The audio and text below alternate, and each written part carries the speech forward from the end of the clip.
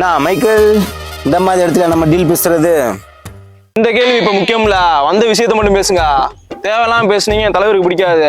என்ன தலைவரே? ஏன்டா டேய், நீங்க வந்த விஷயத்தை மட்டும் சொல்லுங்க சார். நேரா பாயிண்ட்டுக்கு வரேன். இதா பாரு மைக்கேல், நீ தான் என் பொண்ணா கடத்தி வச்சிருக்கேன்னு நல்லாவே தெரியும். நீயே சொல்லிடு, எவ்வளவு வேணா தரேன். என்ன தலைவரே, இது வரையும் ஒரு பெட்டி கடையில கூட ஒன்னும் நடத்தினது இல்ல. இவன் பொண்ணை கரெக்டான வந்து சொல்லிக்கிட்டு இருக்கியான். இதா பாரு தாஸ், நானும் நேரா பாயிண்ட்டுக்கு வரேன். எவ்வளவு கேட்டாலும் தரணும். நான் ஒரு 5ல முடிச்சுக்கலாம். 5 இல்ல 2 கோடினா முடிச்சுக்கலாம் மைக்கேல். என்ன தலைவரே, நம்ம 5000 சொன்னா 2 கோடின்னு சொல்றாரு. எனக்கு ஏதோ தப்பா இருக்கு தலைவரே.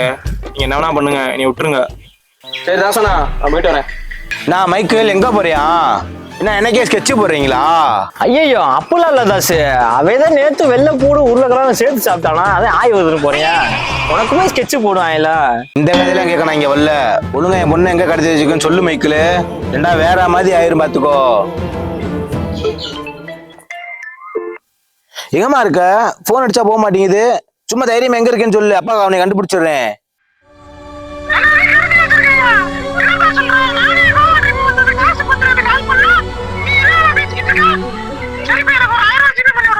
சரி மைக்கேல், என் பொண்ணு எங்க இருக்கான்னு தெரிஞ்சிருச்சு.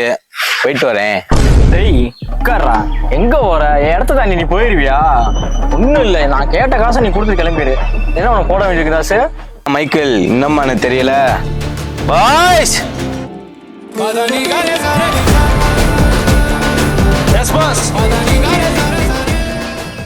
டேய் நீயாடா இது? சரி பாஸ், உன்னை நான் பாத்துக்கிறேன், நீங்க கிளம்புங்க.